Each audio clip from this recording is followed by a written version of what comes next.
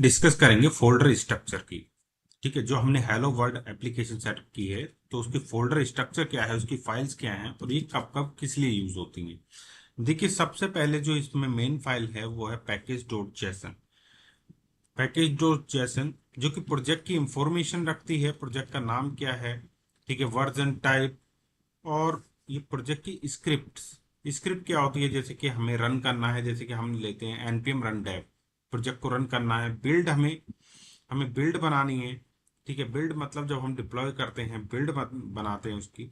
और white preview, अगर हमें प्रीव्यू देखना है उसके लिए। डिपेंडेंसीज मतलब जो जो भी मॉड्यूल्स हमारे इंस्टॉल हो रहे हैं यहाँ पे, जैसे व्यू व्यू हमारा 3.5.13 वर्जन इसमें यूज हो रहा है। ठीक है, और यहाँ पे डेव डिपेंडेंसीज हैं। डेव डिपेंडेंसीज मतलब जो प्लगइन हमारा यूज हो रहा है वो व्यू का वाइट वाइट का क्या वर्जन है, मतलब वाइट के अंदर इसमें हम क्या है, पहले जब हमारा वाइट से पहले डेवलपमेंट होता था उसमें वेब पैक यूज होता था, तो वेब पैक सारा बिल्ड क्रिएट करता था, वेब पैक सारा रेस्पॉन्सिबल था मिनिफाइड करने के लिए। तो यहाँ पे वो काम करता है वाइट। ठीक है, इसको डिस्कस करेंगे। वाइट कॉन्फ़िग फाइल भी है। तो मेनली जो पैकेज डॉट जेसन फाइल होती है वो डिपेंडेंसीज कंटेन करती है, और इसमें जो प्रोजेक्ट की इंफॉर्मेशन होती है। इसके बाद होता है package hyphen log dot JS file. तो पैकेज डॉट हाइफन में भी प्रोजेक्ट की इंफॉर्मेशन है, लेकिन यहाँ पर जो है डिपेंडेंसीज हैं कि मॉड्यूल्स, कौन कौन से मॉड्यूल्स हमारी, उनके बीच में क्या क्या डिपेंडेंसीज हैं, किस तरह से वो एक दूसरे के साथ कनेक्टेड है। तो इस तरह की इंफॉर्मेशन हमारी पैकेज हाइफन लॉग फाइल रखती है। इस फाइल को अगर हम डिलीट कर देंगे और हम npm इंस्टॉल फिर से करते हैं तो ये फाइल फिर से बन जाएगी, जो भी हमारी पैकेज डॉट जेसन इसके बेस पे, और वाइट जो हमारा वाइट बिल्ड टूल है उसके बेस पे। ठीक है, ये हुआ। इसके बाद हमारी आती है रीडमी फाइल।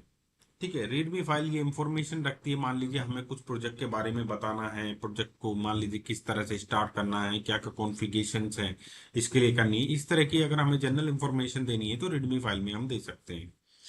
फिर हमारे पास फाइल आती है इसमें नोड अंडरस्कोर मॉड्यूल। जैसे ही हम npm इंस्टॉल करते हैं तो नोड अंडरस्कोर अंडरस्कोर मॉड्यूल्स में हमारे सारी लाइब्रेरीज इसमें आ जाती हैं। ठीक है, सारे पैकेजेस इसके अंदर आ जाते हैं जो भी हमारे प्रोजेक्ट के अंदर यूज होंगे। ठीक है, the all the dependencies and library exist in the node underscore module. It contains when we run npm install. जब भी हम npm इंस्टॉल करेंगे तभी ये हमारा क्रिएट हो जाएगा। ठीक है, इसके बाद आती है हमारी index dot H T M L file. Index dot H T M L file जो है हमारी, ये only H T M L file है जो हमारे प्रोजेक्ट में यूज होती है। इसको कहते हैं हम single page application. Single page application आप देखिए यहाँ पे एच टी एम एल है और इसके अंदर बॉडी है, तो बॉडी के अंदर एक डिव है यहाँ पे आईडी ऐप। तो जो भी हमारे कंपोनेंट्स होते हैं, जो भी यूआई पार्ट होता है वो हमारा इसी के अंदर लोड होता है, और वो कंपोनेंट एक दूसरे को रिप्लेस करते रहते हैं। तो ये पेज एक बार लोड हो जाता है फिर ये दोबारा लोड नहीं होता है। ठीक है, बार बार लोड नहीं होता है, इसलिए इसको कहते हैं सिंगल पेज एप्लीकेशन। और एक यही HTML file, only index dot HTML file हमारे प्रोजेक्ट के अंदर होती है।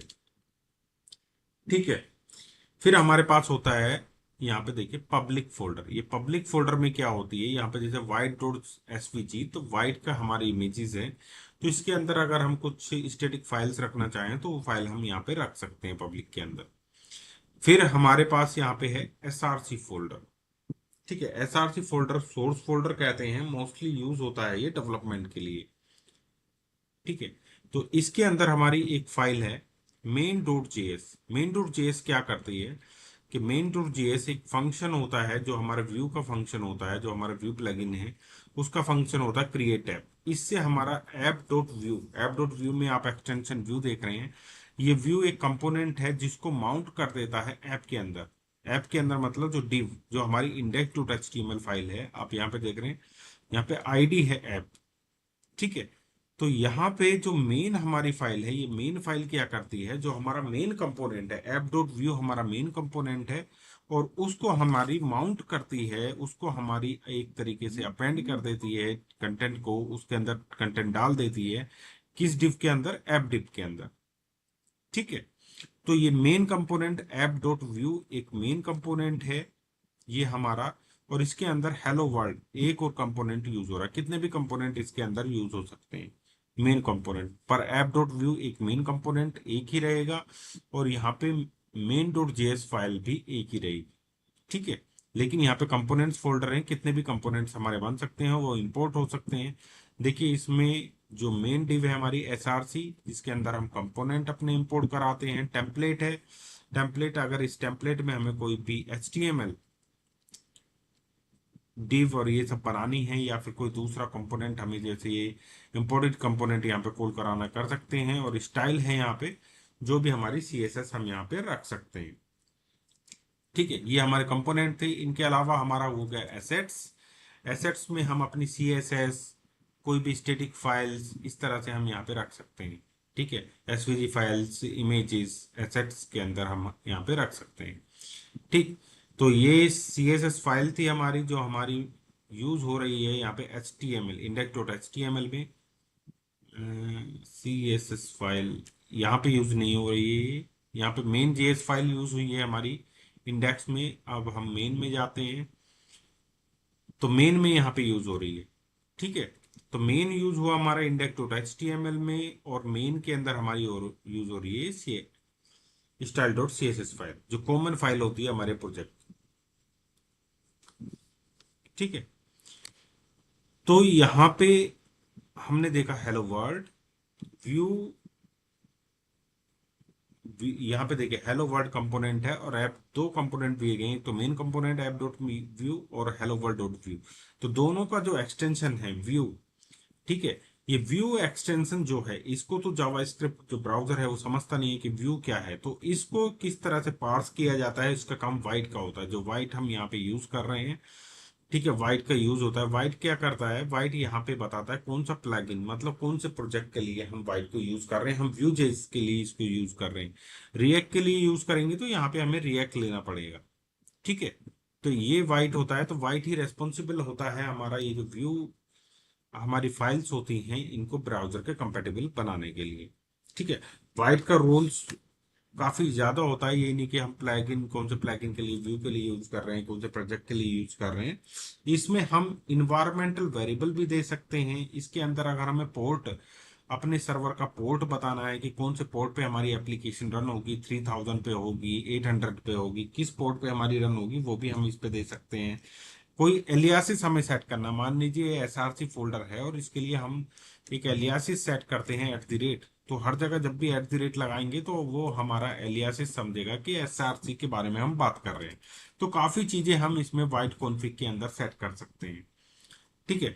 तो हमारा प्रोजेक्ट यहाँ पे रन हो रहा है, और यहाँ पे हमारा कंपोनेंट्स है, देखिए हेलो वर्ल्ड, ये हेलो वर्ल्ड यहाँ पे कंपोनेंट है जो यूज हुआ है। अगर मैं इस कंपोनेंट को अभी यहाँ से हटा देता हूँ, ये कंपोनेंट मैंने हटा दिया और इसको भी यहाँ से हटा देता हूँ, ठीक है।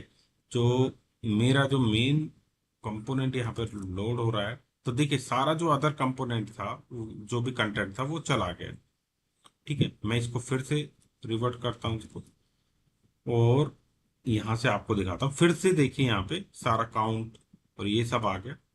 ये सब जो भी हमारा जो हेलो वर्ल्ड के अंदर जो कंपोनेंट है, ये इस तरह से ये जो कंपोनेंट जो भी कंटेंट है वो चला जाएगा। इस तरह से हमने कंपोनेंट को हटा दिया है, और हम स्क्रैच से फिर से बनाएंगे अपना सब कुछ। अभी मैं अगर इसको डिलीट कर देता हूँ कंपोनेंट हेलो वर्ल्ड, इसको मैंने डिलीट कर दिया यहाँ से कंपोनेंट को।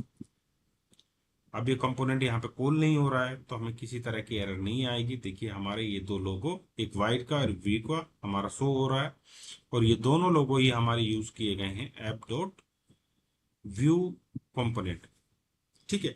तो व्यू कंपोनेंट के बारे में हम और भी बात करेंगे कि व्यू कंपोनेंट किस तरह से इसके अंदर SRC, टेम्पलेट और स्टाइल इनका क्या यूज होता है, और थोड़ा डिटेल में नेक्स्ट वीडियो में हम बात करेंगे।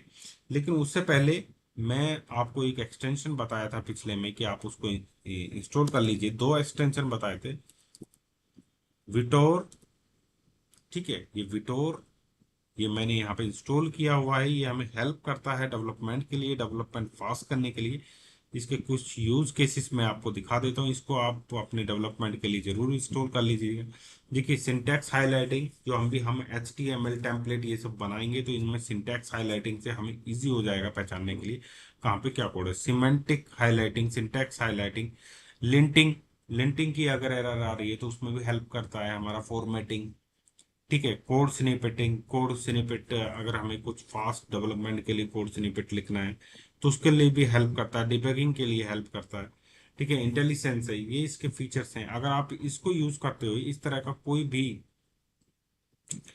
अगर प्लगइन यूज करते हैं, जैसे मैं इसको यूज करता हूँ वेटोर, तो हमारा डेवलपमेंट व्यू में फास्ट हो जाता है, ठीक है। इसको जरूर इंस्टॉल कर लीजिए। और नेक्स्ट से हम देखते हैं अपने कंपोनेंट के बारे में। ऐप डॉट व्यू जो कंपोनेंट होता है उसके बारे में समझते हैं कि उसमें किस तरह से क्या क्या चीजें होती हैं, ठीक है। अगर आप मुझसे कनेक्ट होना चाहते हैं तो मैं वीडियो के डिस्क्रिप्शन में अपना लिंक का अकाउंट दे दूंगा। आप वहां पे जाके मुझे फॉलो कर सकते हैं, मुझसे क्वेश्चन कर सकते हैं जो, और मुझे कमेंट करके, वीडियो के कमेंट में भी क्वेश्चन करके पूछ सकते हैं, ठीक है। तो चलिए मिलते हैं नेक्स्ट वीडियो में। Thank you, thank you for time.